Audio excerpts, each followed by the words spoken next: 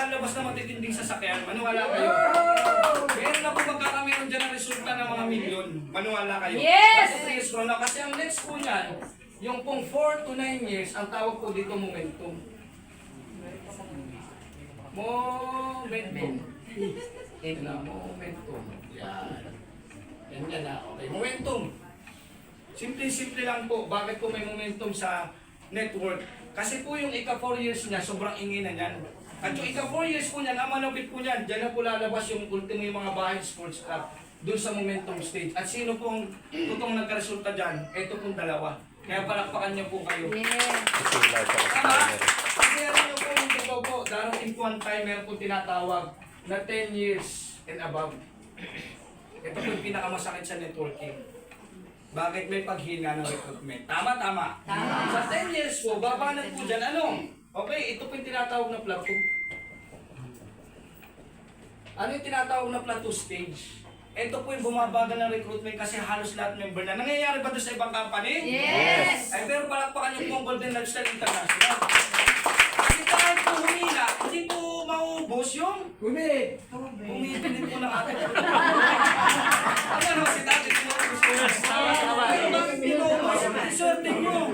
Kasi kung lahat po member na, ilang pong population sa Pilipinas? 110 million. 119? 111. 119. Diba?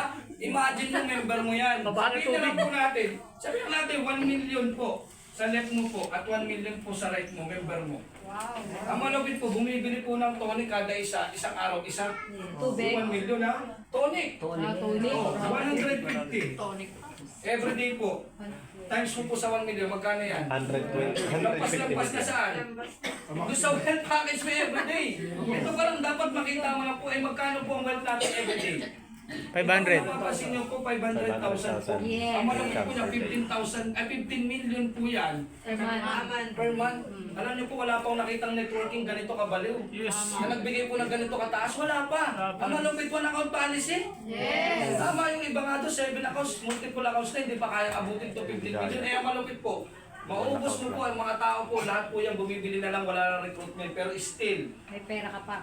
kahit plato na po, kumikita ka. Yes! Tama?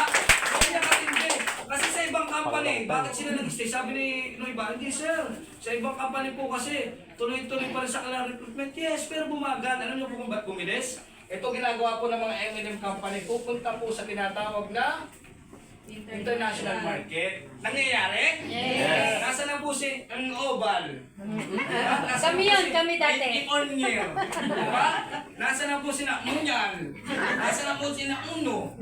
Lahat po nandito na. Bakit? Naubos na po yung sa Pilipinas eh.